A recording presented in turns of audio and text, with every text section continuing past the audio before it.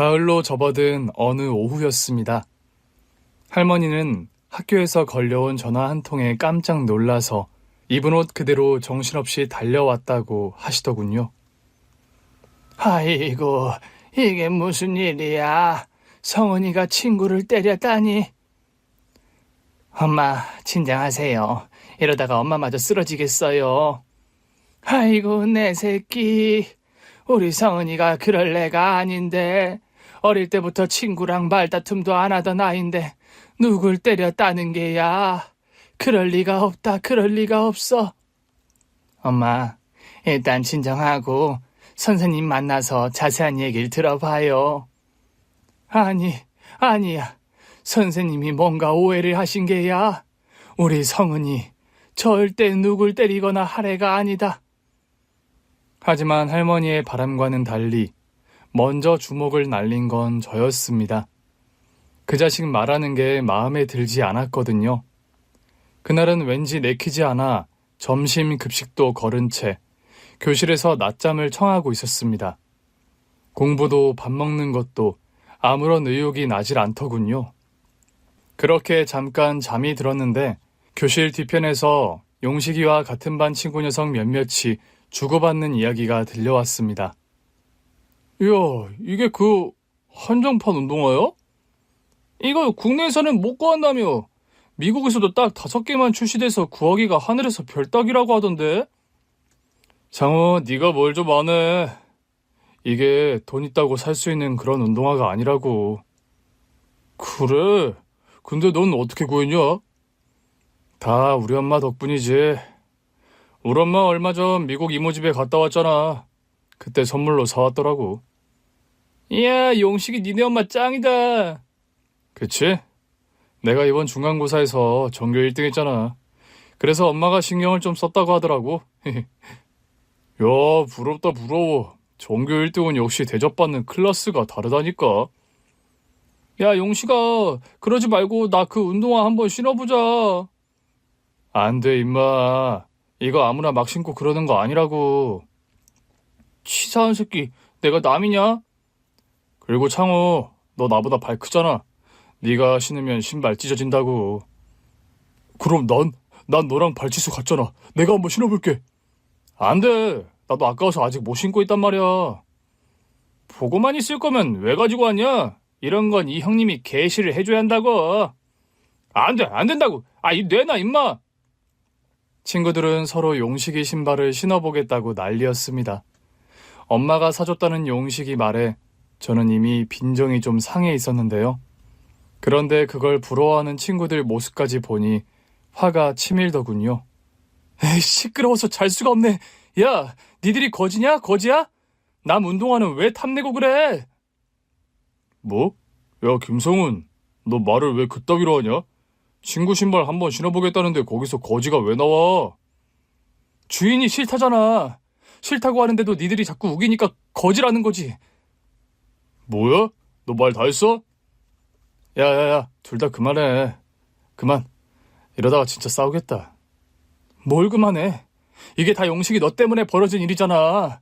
그깟 운동화가 뭐 대수라고 자랑질은. 뭐? 자랑질?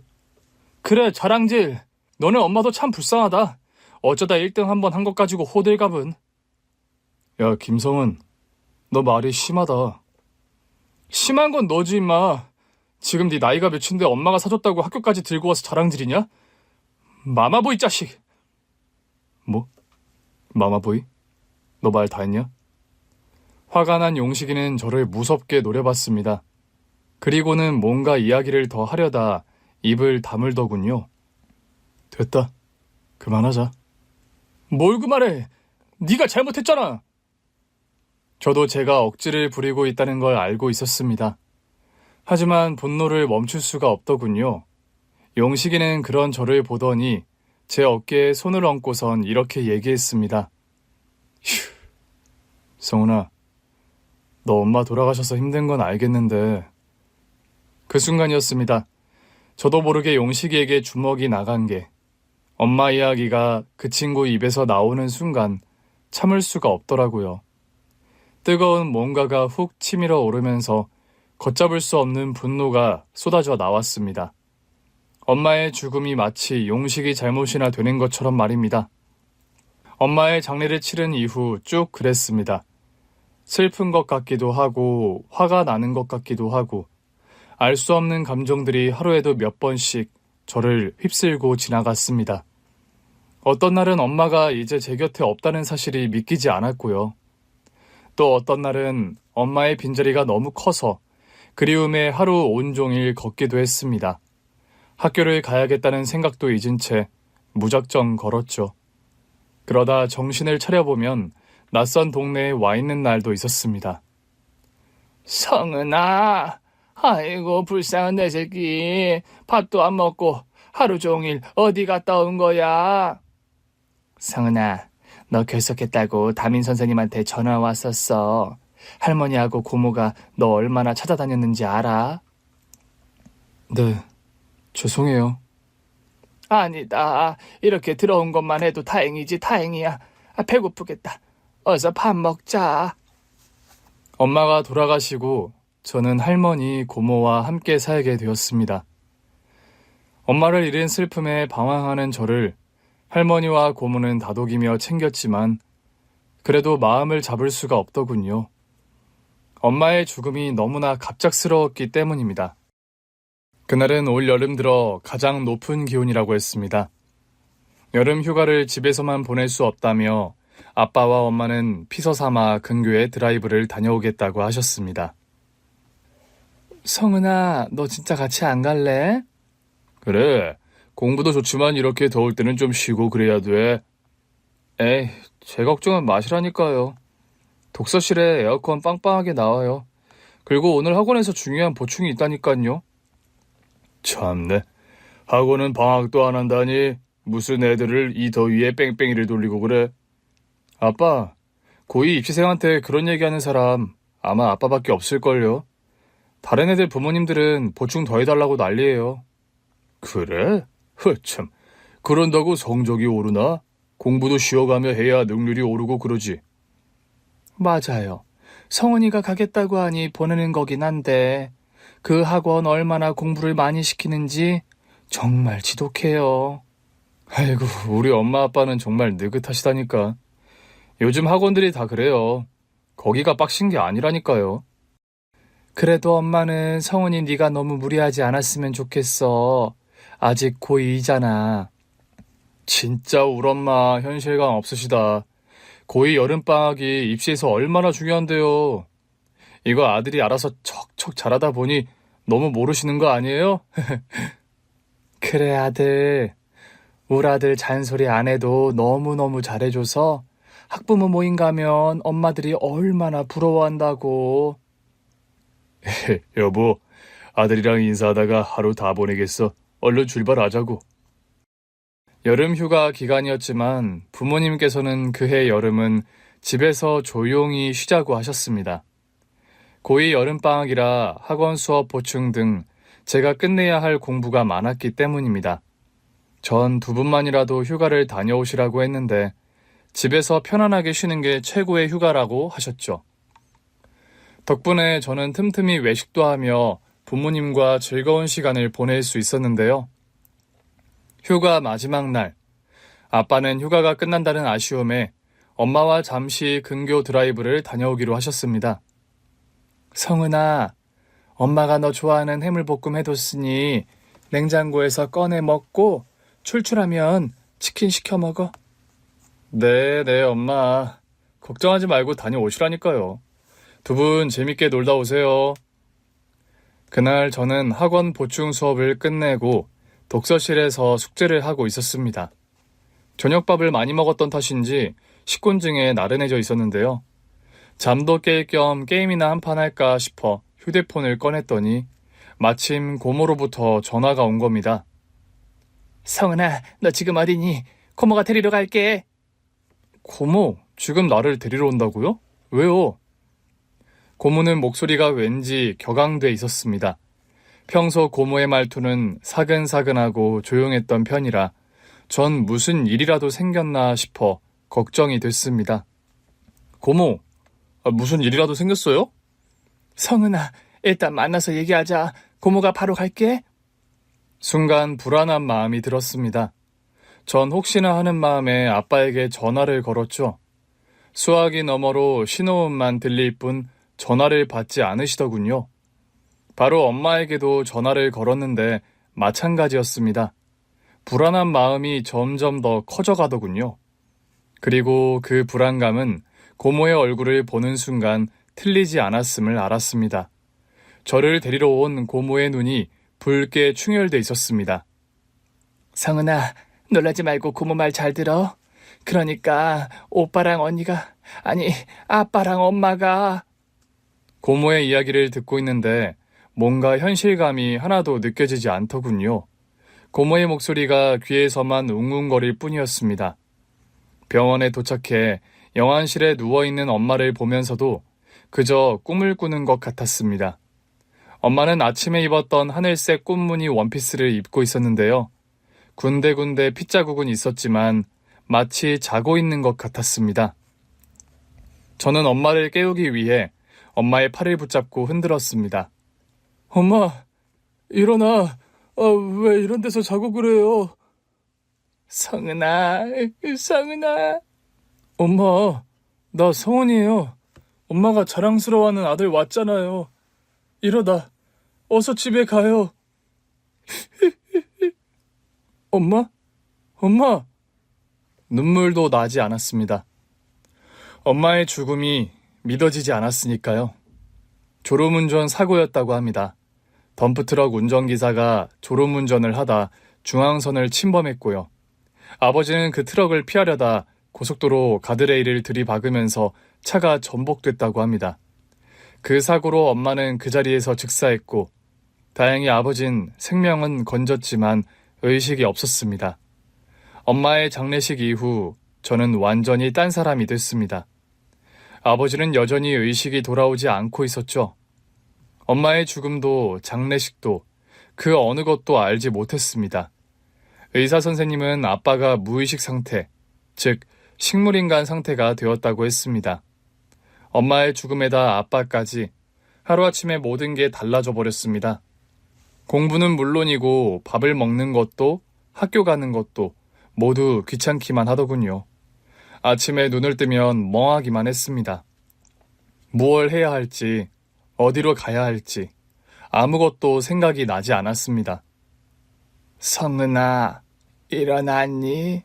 어서 씻고 밥 먹어야지. 네. 고모가 너 학교까지 태워준다고 하니까 얼른 밥 먹자. 네. 그저 습관적으로 자고 일어나고 밥 먹고 학교 가는 생활이 되풀이될 뿐이었습니다.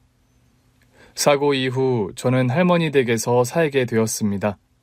아빠는 여전히 식물인간 상태로 의식이 없었고요. 의사는 언제 깨어날지 모른다고 하더군요. 그래서 할머니와 고모와 함께 할머니 댁에서 지내게 된 것이죠. 성은아, 너 어제도 늦게 들어오던데 독서실에서 공부하다 온 거야? 네.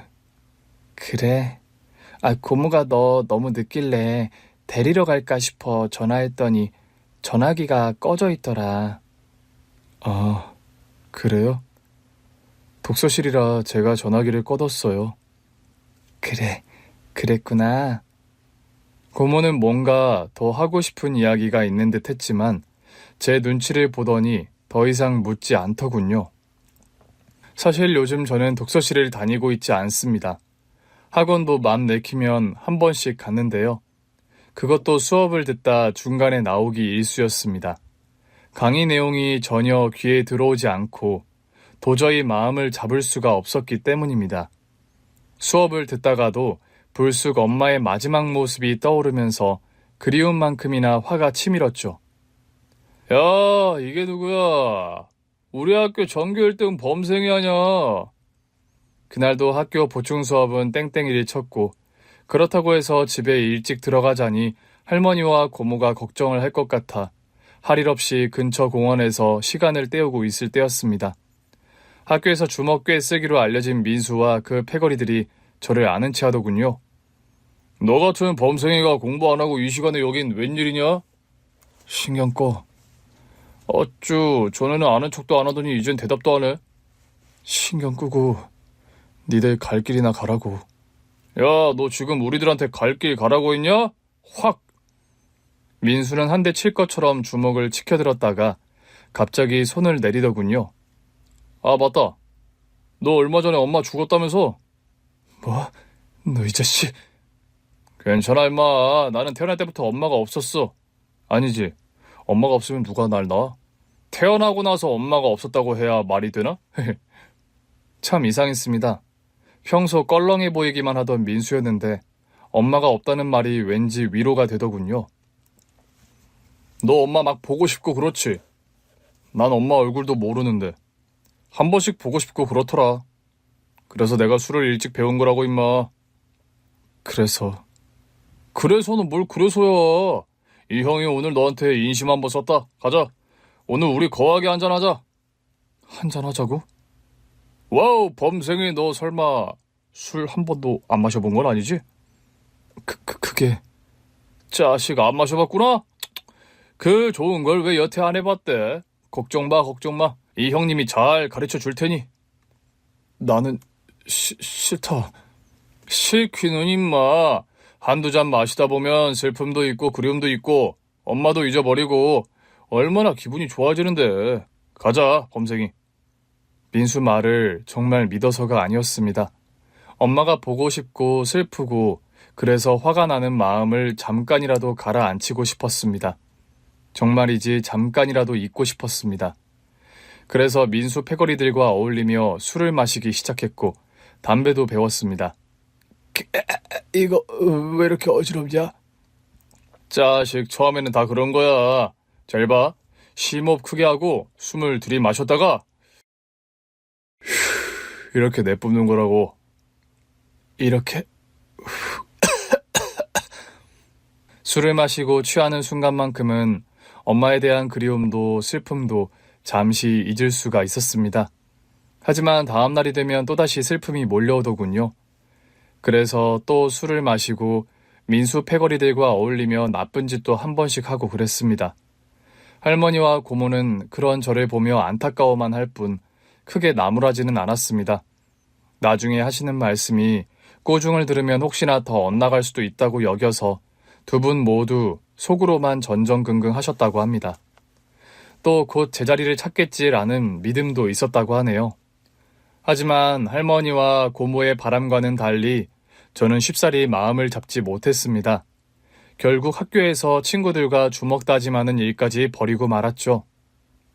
충격이 컸던 건 저도 이해합니다만 성은이가 통 마음을 잡지 못하네요.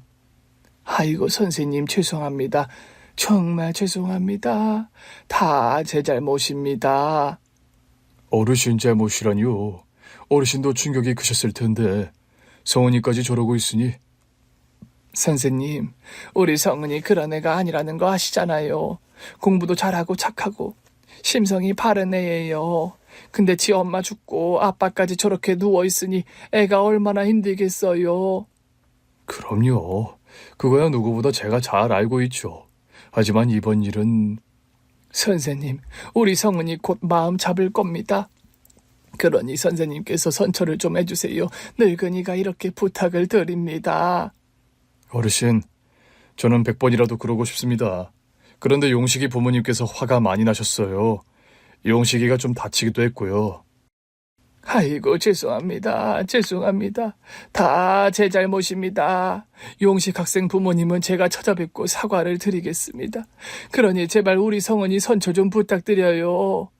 아휴, 어르신, 저도 최선을 다해보겠습니다. 고맙습니다. 선생님. 참말로 고맙습니다.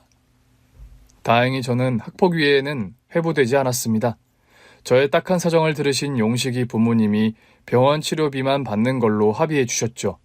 물론 그 과정에서 할머니는 몇 번을 찾아가 용식이 부모님께 저 대신 용서를 비셨습니다. 물론 저도 할머니와 고모 손에 끌려가다시피 해서 용식이에게 사과를 했죠. 용식아, 내가 미안하게 됐다. 알았어, 임마. 사실 용식이는 저와 친한 친구 중 한 명이었습니다.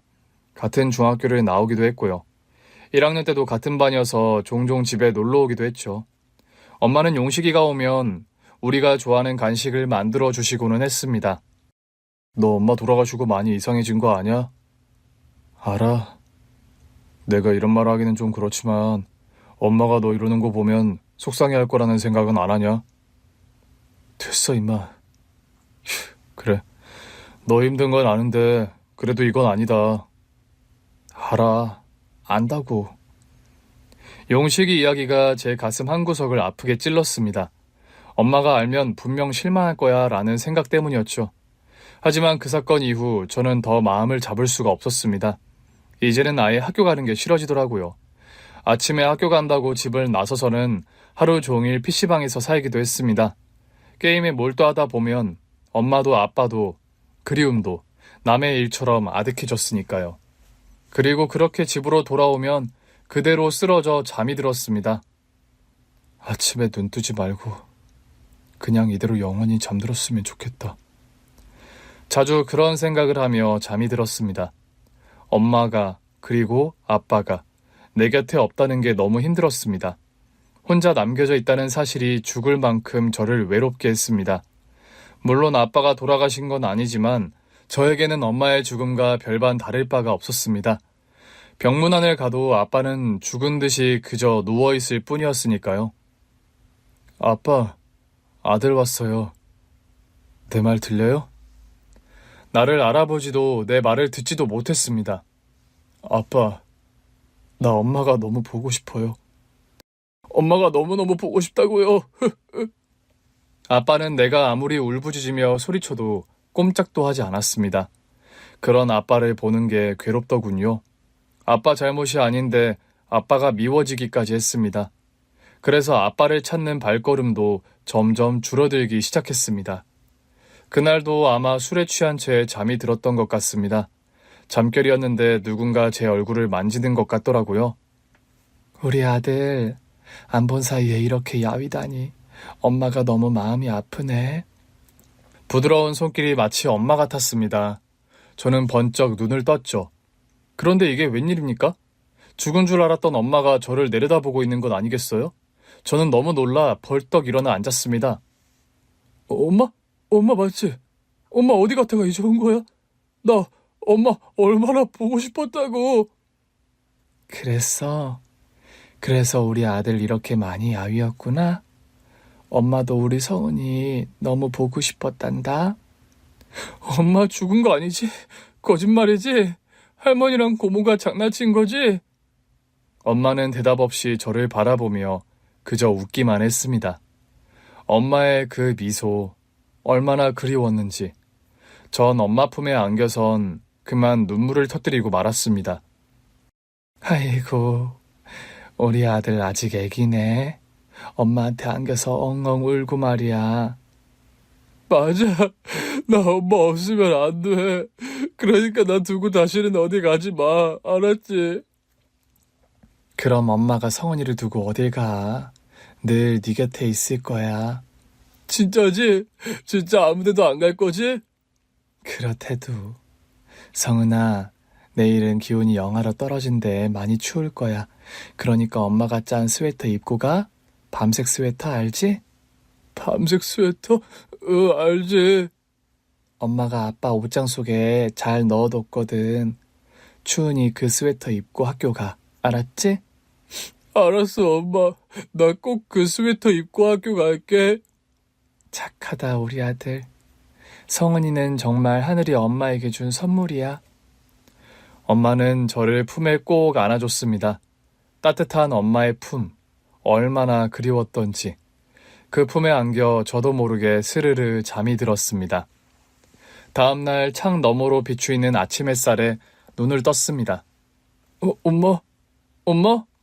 저는 얼른 엄마부터 찾았습니다. 아이고, 우리 성은이 꿈에서 엄마를 만났나 보네. 눈 뜨자마자 엄마를 찾는 거 보니. 마침 저를 깨우러 오셨던 할머니는 엄마 꿈을 꿨냐며 안타까워하셨습니다. 꿈이라고? 엄마가 내 얼굴도 쓰다듬고 안아줬는데 그게 꿈이라고? 꿈이라고 생각하기에는 모든 게 너무 생생했습니다. 저는 이불을 박차고 일어나 얼른 다용도실로 달려갔습니다. 그곳에는 할머니가 저희 집에서 챙겨온 아버지 짐이 있었기 때문입니다. 할머니는 아버지 옷 몇 벌과 책을 챙겨 그곳에 두셨죠. 혹시나 싶어 아빠 옷을 뒤지는데 엄마가 얘기하던 바로 그 스웨터가 다행히도 있었습니다. 누가 다림질이라도 해둔 것처럼 고이 개켜져 있더군요. 저는 엄마의 당부대로 그 스웨터를 입고 집을 나섰습니다. 신기하게도 그날 아침 기온이 영하로 떨어져 있더군요. 꿈은 분명했는데 단순히 꿈이라고 하기에는 너무도 모든 것이 잘 맞아떨어졌습니다. 내가 너무 슬퍼하니까 엄마가 꿈에 나타난 걸까? 아니, 내 삶이 엉망진창이라서 엄마가 하늘의 나라에서 나를 보고 있다가 꿈으로 나타난 걸까? 스웨터를 입고 등교를 하며 꿈속에서 엄마가 했던 이야기를 곱씹고 또 곱씹었습니다. 엄마가 늘 내 곁에 있는다고 했는데, 꿈속에서 그랬는데, 그렇다면 진짜 하늘나라에서 엄마가 날 지켜보고 있나? 엄마가 하늘나라에서 나를 지켜봤을 거라는 생각을 하니 그동안의 제 모습이 부끄러워졌습니다. 엄마가 나를 보면서 얼마나 실망했을까? 순간 정신이 번쩍 들었습니다. 엄마가 지켜보고 있다면 이런 모습으로 살아서는 안 되겠다는 생각이 들었습니다. 그래, 정신 차리자 성은아. 엄마를 실망시켜서는 안 돼. 그렇습니다. 엄마가 나를 지켜보고 있다고 생각하니 더 이상 방황할 수 없었습니다. 이전에 나로 되돌아가는 다짐을 저도 모르게 하고 있었습니다. 꿈속에서 엄마를 만났던 것 때문일까요? 아니면 스웨터의 그 따뜻함이 엄마의 사랑을 새삼 떠올리도록 했기 때문일까요? 아무튼 그 스웨터를 입고 등하교 하면서 제 마음과 생각은 급격하게 변하기 시작했습니다. 훗날 그래서 전 그 스웨터를 기적의 스웨터라고 부르게 되었습니다. 그런데 사실 그 밤색 스웨터는 제 옷이 아닙니다. 신혼 시절 엄마가 크리스마스 선물로 아빠에게 짜준 옷이라고 합니다. 겨울이 되면 아빠는 그 옷을 자주 입으셨죠. 아빠의 애장품이었습니다. 당신 또 그 스웨터 입었어요? 지겹지도 않아요. 그 옷 10년도 넘었잖아. 아니 10년이 뭐야. 벌써 20년이 다 돼갈걸? 지겹긴. 난 이 옷이 제일 따뜻하고 좋더라. 이 스웨터 입으면 난 우리 신혼 때가 막 떠오르고 그래.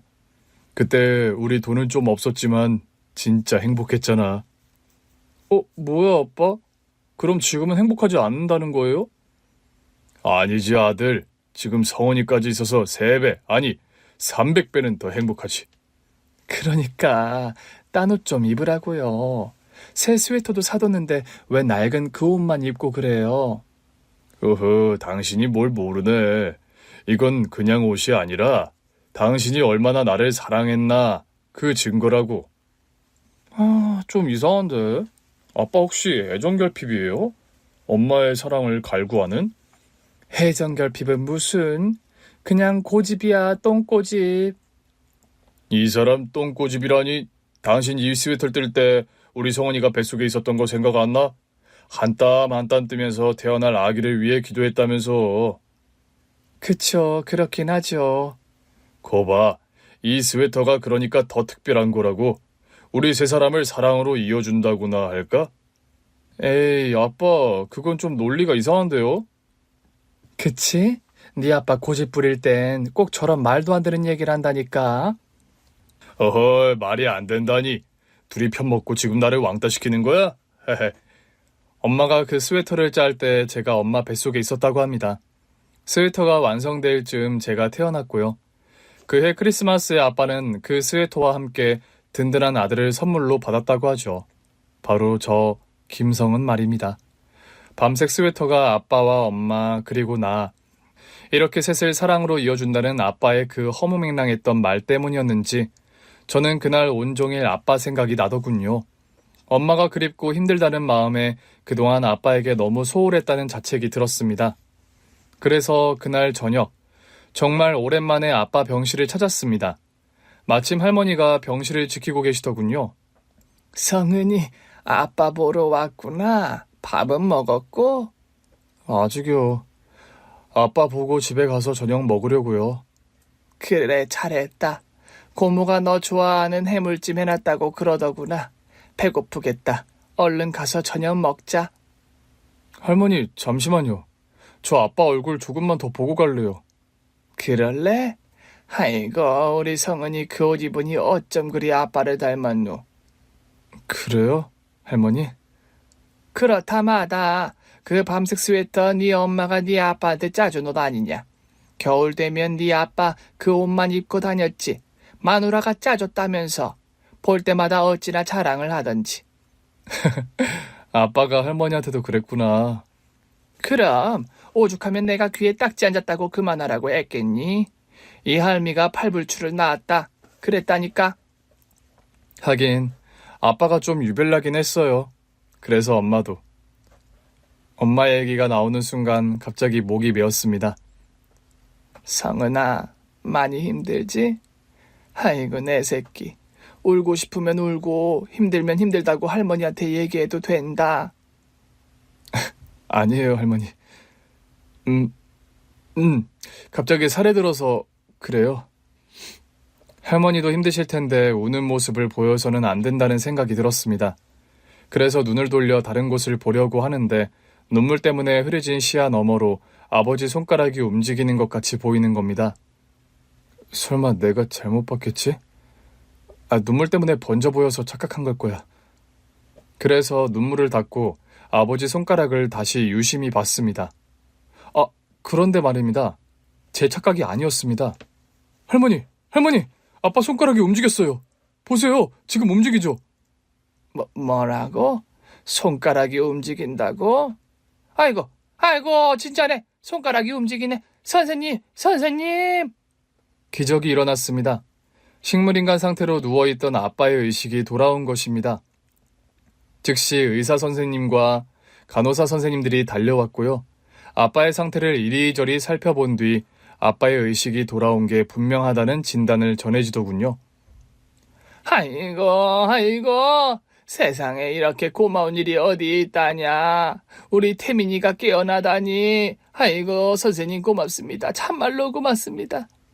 아빠, 나 은성이. 나 알아보겠어? 할머니의 연락을 받고 고모도 즉시 병원으로 달려왔죠. 오빠, 나 알아보겠어? 나 경민이야. 오빠 동생 경민이. 아이고, 태민아, 엄마. 정신이 좀 드냐? 의식은 회복했지만 아빠는 아직 저희를 제대로 알아보지 못하는 것 같았습니다. 아이고, 장하다, 내 새끼. 고맙습니다. 하느님, 부처님, 천지신명님 다 고맙습니다. 의식을 회복한 아빠는 하루가 다르게 차도를 보이기 시작했습니다. 이틀 정도 지나니 할머니와 저, 고모까지 가족들을 모두 알아보기 시작했고요. 일주일이 지나니 걸을 수 있을 정도로 상태가 호전되었습니다. 저는 아빠를 다시 찾았다는 생각에 매일매일 병원에 갔죠. 아빠는 병실에서만 지내는 게 무료했는지 제가 오기만을 기다리는 눈치였습니다. 그렇게 아빠가 회복되길 기다리던 어느 날, 그날도 학교 수업이 끝나자마자 병원으로 달려갔는데요. 그날따라 병실 분위기가 무거운 겁니다. 할머니는 우셨는지 눈이 퉁퉁 부어 있었고요. 고모 역시 눈물 자국이 그대로 남아 있더라고요. 그리고 침대 위에 있어야 할 아빠가 병실 어디에도 보이지 않는 겁니다. 저는 순간 아빠가 잘못됐나 싶어 겁이 덜컥 났습니다. 아빠? 할머니, 아빠 어디 갔어요? 아이고, 불쌍한 내 새끼. 아이고. 고모, 아빠 어디 가냐니까? 설마 무슨 일 생긴 거 아니죠? 성은아, 아니야. 아빠 괜찮으셔. 근데 아빠 왜 여기 없어요? 어디 갔냐고요? 성은아, 그게... 아이고, 태민이 불쌍해서 웃자냐. 우리 새끼 불쌍해서 웃자냐. 아빠는 그날 엄마의 죽음을 아신 겁니다. 의사 선생님은 아직 안심할 수 없으니 정신적인 충격을 받으면 안 된다고 했고요. 그래서 아빠의 의식이 돌아온 뒤에도 할머니와 고모는 엄마의 죽음을 알리지 않고 있었습니다. 물론 아빠는 엄마를 찾았습니다. 할머니와 고모는 아직 의식이 돌아오지 않았다며 일단 거짓말을 했습니다. 아빠가 그랬던 것처럼 식물인간인 상태로 말이죠. 아빠는 크게 낙담을 했지만 당신께서 깨어났기 때문에 엄마 역시 의식이 돌아오리라 믿었다고 합니다. 그래서 저에게도 종종 엄마가 괜찮은지 묻곤 했죠. 성은아, 엄마한테 가봤지? 엄마 오늘은 좀 어떻든 좀 나아지지 않았니? 아빠. 그럼 조금씩 나아지고 있지. 그렇지. 네 엄마 강한 사람이니까 꼭 깨어날 거다. 아빠가 이렇게 누워서도 매일 기도한다니까. 할머니와 고모는 당분간 엄마의 죽음을 알리지 말자며 제게 신신당부했습니다. 아빠가 건강을 회복하면 그때 진실을 이야기하자고 말이죠. 저 역시 아빠가 걱정됐기에 엄마 이야기가 나오면 적당히 얼버무리곤 했습니다. 그럴 때마다 마음이 무척 아팠습니다. 엄마한테 미안한 마음도 컸고요. 엄마, 미안해. 근데 엄마도 아빠가 빨리 회복되길 원하지? 그치? 그런데 아빠에게 엄마의 죽음을 알려야 하는 시간은 예상보다 빨리 다가왔습니다. 어느 정도 몸을 움직일 수 있게 된 아빠는 엄마를 보러 가겠다고 우기기 시작했습니다. 물론 할머니와 고모는 아직은 무리라며 반대를 했죠. 어머니, 그런 말이 어딨어요. 제 아내인데 제가 가서 봐야죠. 그 사람 제가 가서 손이라도 잡아주면 훨씬 빨리 깨어날 겁니다. 아니야, 안 된다니까. 태민아, 그 몸으로 어딜 간다고 그래. 의사 선생님이 아직은 조심해야 한다고 했잖니? 아니, 밖을 나가겠다는 것도 아니고 옆 병동 가서 잠시 그 사람 얼굴만 보고 오겠다는데 그게 무슨 무리냐고요, 어머니. 오빠, 엄마 말이 맞아. 오빠한테는 그것도 지금 무리야. 경민이 너까지 왜 나를 중환자 취급하고 그러냐? 나 그 정도는 이제 움직일 수 있다니까? 오빠 마음은 알겠는데 오빠 그래도 지금은 우리 하나씩 하자, 응? 그러니까 얼굴만 보고 온다고. 아무리 의식이 없어도 그 사람 지금 얼마나 힘들겠어. 남편이 내가 옆에 있어줘야지. 그러니까 태민이 네가 얼른 건강을 회복해야지. 그 모습으로 가면 애미도 얼마나 속이 상하겠냐. 아빠는 고집을 꺾지 않았다고 합니다. 저에게는 엄마를 보러 가자는 부탁은 하지 않았는데요. 할머니와 고모에게는 매일 떼쓰듯이 졸랐다고 합니다. 아빠의 평소 행동을 떠올리면 당연한 요구였죠. 아빠는 출장 가서도 매일 밤 엄마에게 전화를 해서 하루 일과를 보고하듯 이야기하는 사람이었습니다. 그런 아빠를 엄마는 아들 하나 더 키우는 것 같다며 놀리곤 했는데요. 그런 아빠를 보고 자라선지 저도 수학여행 등 집을 떠나면 꼭 엄마에게 전화를 해서 그날 있었던 일을 시시콜콜 이야기하곤 했습니다. 그렇게 엄마를 사랑하던 아빠가 자신에게 무리가 된다고 해서 엄마를 찾지 않을 리가 없죠.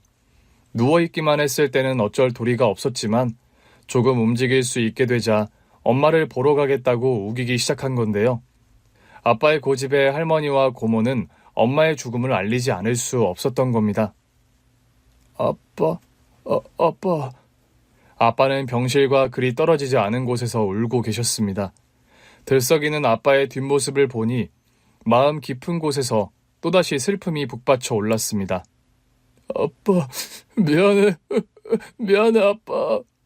아니야, 성은이 네가 뭐가 미안해. 아빠는 저를 보자 급히 눈물을 닦았습니다. 성은이 네가 혼자서 외로웠겠구나.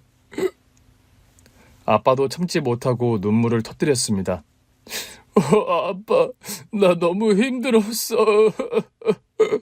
근데 아빠가 이렇게 돌아와서 그래 미안하다 아들. 그날 우리 부자는 병원 복도에서 서로를 부둥켜 안고 엉엉 울었습니다. 사람들이 지나가며 이상한 눈으로 쳐다보기도 했지만 그런 것쯤은 아무런 상관이 없었습니다.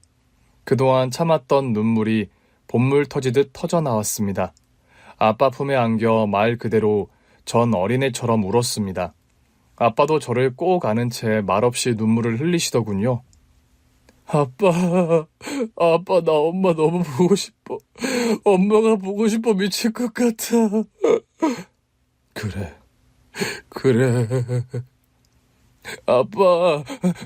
아빠는 놔두고 가지 마. 놔두고 가면 안 돼. 그럼, 성훈아.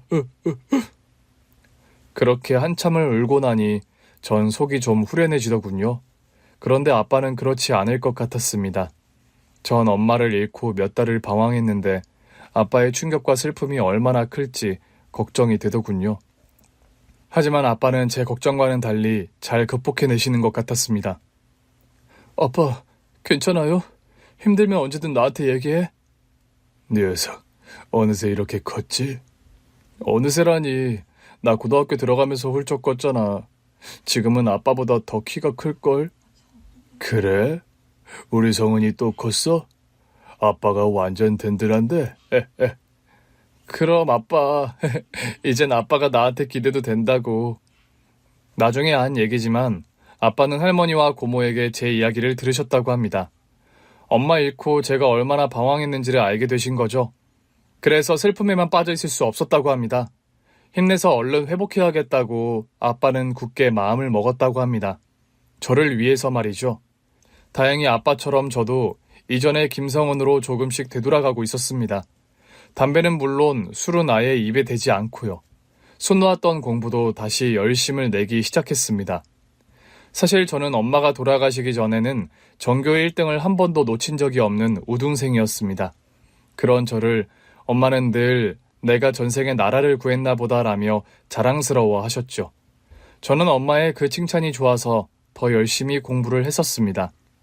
다행히 기초를 잘 닦아뒀던 터라 그동안에 소홀했던 공부를 따라가기는 어렵지 않았습니다.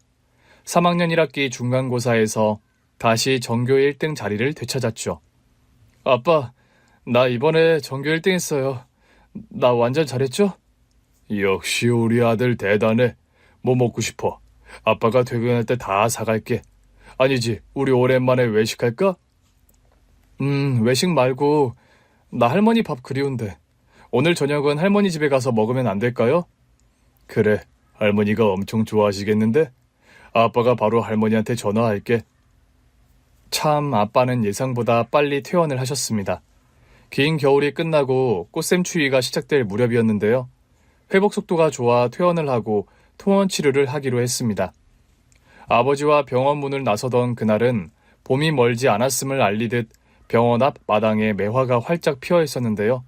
진분홍의 매화를 보며 아빠도 저도 잠시 엄마를 생각했었습니다. 아이고, 언제 매화가 저렇게 폈대? 참 신기하지. 아직 날이 추운데 저렇게 꽃을 피운 걸 보면. 그러게요, 할머니. 그래서 더 매화가 반가운 것 같아요. 겨울 끝에 피는 꽃이라서요. 엄마는 유독 이른 봄에 피는 꽃들을 좋아했습니다. 어떻게 그 긴 추위를 이기고 저렇게 예쁜 꽃을 피울 수 있냐며 감탄하곤 했죠. 매화, 목련, 개나리, 벚꽃, 봄이면 엄마는 이런 꽃들 사진으로 엄마 카톡 프로필을 바꿔놓고는 했었습니다. 운동이나 산책을 가다가 어느 집담 너머로 봄꽃들이 보이면 꼭 사진을 찍어 저에게 보여주곤 했죠. 성은아, 이것 봐. 너무 예쁘지 않니? 어쩜 이렇게 하얗게 꽃을 피웠을까? 내가 다 고맙다. 매화 때문이었을까요? 아빠가 태어나고 그 다음날 우리는 바로 엄마를 찾았습니다. 납골당의 엄마 사진을 보며 아빠는 말이 없었습니다. 대신 제 손을 꽉 잡아줬습니다. 그런 아빠를 보며 전 마음속으로 엄마에게 약속했습니다. 엄마, 고마워. 엄마 때문에 아빠랑 나 이렇게 제자리를 찾아가고 있어. 엄마 늘 내 곁에 있겠다고 했지? 나 엄마 실망하지 않도록 열심히 할 거야. 그리고 아빠도 이젠 내가 잘 챙길게. 그날 저는 엄마와의 약속을 마음 깊이 새겼었습니다. 약속대로 공부에 매진했고요. 전교 1등은 물론 모의고사에서도 전국 3%에 들어가는 우수한 성적을 냈습니다. 세상에, 성은이가 전교 1등을 냈다고? 아이고, 내 새끼 장하다 장해. 엄마, 성은이 원래 전교 1등 안 놓치던 우등생이었어. 뭘 새삼스럽게 그래요? 아이고, 전교 1등 다시 하는 게 더 어려운 법이여. 넌 전교 1등 안 해봐서 모르지? 참네, 어디 1등 안 해본 사람 서러워서 말이라도 하겠어요? 성은아, 너 때문에 고모가 이 나이에 공부 못했다고 할머니한테 구박을 받는다, 얘. 어라? 고모 학교 다닐 때 1등 안 해봤어요? 좀 실망스러운데? 뭐라고? 이 녀석 너 공부 잘한다고 지금 고모 무시하는 거야? 넌 뮤지컬 보여주기란 거 취소다, 취소. 고모, 그렇다고 한 입으로 두말하는 건 아니죠. 그래, 네가 공부 못했으면서 왜 우리 손자를 협박하고 그러냐? 그래, 경민이 너 조카랑 한 약속은 지켜야지. 에휴, 이 집안 사람들은 그저 성은이라면 꼼짝을 못한다니까. 그래, 약속 지킨다, 지켜. 우와, 그럼 뮤지컬 보러 가는 거죠, 고모? 우리 고모 최고. 병 주고 약 주고. 하여튼 내가 성은이 못 당한다니까. 저는 고3 내내 전교 1등을 놓치지 않았습니다. 덕분에 원하던 의대에 좋은 성적으로 합격을 할 수 있었죠. 수시 합격자 발표가 있던 날, 저는 의대 합격 소식을 가장 먼저 아빠에게 알렸습니다. 아빠! 나 의대 합격했어요! 정말이야? 정말 합격했어? 그럼요. 게다가 성적이 좋아서 장학금까지 받을 수 있대요. 그래? 수화기 너머로 아빠의 훌쩍이는 소리가 들려왔습니다. 분명 또 눈물을 흘리고 계시겠죠.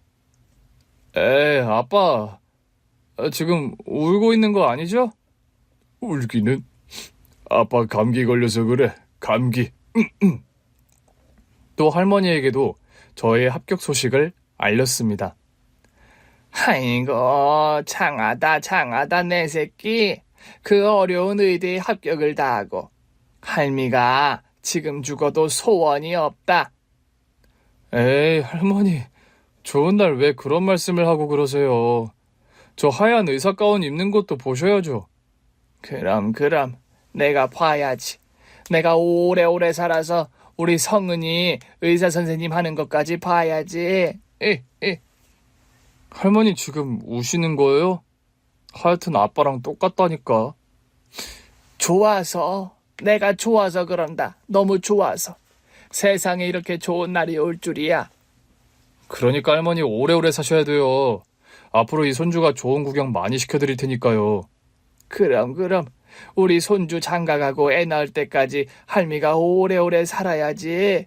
아이고, 성은아, 고맙다, 고마워. 고모 역시 저의 합격 소식에 뛸 듯이 기뻐했습니다. 야, 우리 집에서도 드디어 의사쌤이 나오는 거야? 우리 조카 대단해. 고모, 앞으로는 고모 건강은 내가 책임질게요. 정말? 우리 성은이한테 고모가 미리미리 잘 보여야겠는걸? 너 필요한 거 없어? 고모가 다 사줄게. 지금은 딱히 생각나는 게 없는데. 그래, 그럼 너 대학 가니까 고모가 양복 한 벌 사줄까? 양복이요? 갑자기 양복은 왜요? 대학생이면 성인인데 양복 한 벌쯤은 있어야지. 대학 입학식 갈 때도 입고. 나 참, 고모, 요즘 대학생들 입학식에서 양복 입고 안 그래요. 진짜 옛날 사람. 그런가? 요즘 대학생들은 안 그런가? 당장 양복 한 벌 사자며 만나자고 하는 고모의 말에 저는 옛날 사람이라고 놀리며 전화를 끊었습니다. 그리고는 바로 엄마에게 달려갔습니다. 엄마가 좋아하던 봄꽃은 아직 필 시기가 아니어서 대신 엄마를 닮은 작은 국화 한 다발을 사서 화병에 꽂아두었습니다. 엄마, 나 의대 합격했어요. 우리 아들 정말 대견하네. 엄마 없이도 이렇게 잘 해내다니 엄마가 너무 고마워. 사진 속 엄마는 이렇게 대답하는 것 같았습니다. 이게 모두 엄마 덕분이에요. 엄마가 그날 꿈속으로 나를 찾아왔잖아. 추우니까 밤색 스웨터를 입고 학교 가라고 했던 그날. 나 그래서 다시 힘낼 수 있었어요. 그래, 아들. 엄마는 늘 아들 곁에 있을 거야. 엄마가 우리 성은이 얼마나 사랑하는지 꼭 기억해. 당연하죠. 나 이제 어떤 일이 닥쳐도 잊지 않을 거예요. 사랑해, 엄마. 엄마를 만나고 나오는데 납골당 마당에 동백이 빨갛게 피어 있더군요. 생각해보니 동백 역시 엄마가 감탄하던 꽃 중 하나였습니다. 어쩜 날이 이리 추운데 저렇게 예쁜 꽃을 피웠을까? 그러고 보면 동백은 참 강인한 꽃이야. 그치, 성은아? 빨갛게 꽃을 피운 동백을 바라보며 어쩌면 내가 동백꽃 닮았는지도 모르겠다. 저는 그런 생각을 잠시 했습니다. 엄마의 죽음, 아빠의 사고라는 혹독한 시련을 딛고 이렇게 제 삶을 다시 꽃피웠으니 말입니다. 물론 이제 시작이겠지요. 예상치 못한 어려움이 분명 또 저를 기다리고 있을 겁니다. 하지만 그렇다고 해도 저는 희망과 용기를 잃지 않을 겁니다. 엄마가 늘 제 곁에 있을 테니까요. 엄마의 사랑을 잊지 않고 기억하고 있을 테니까요.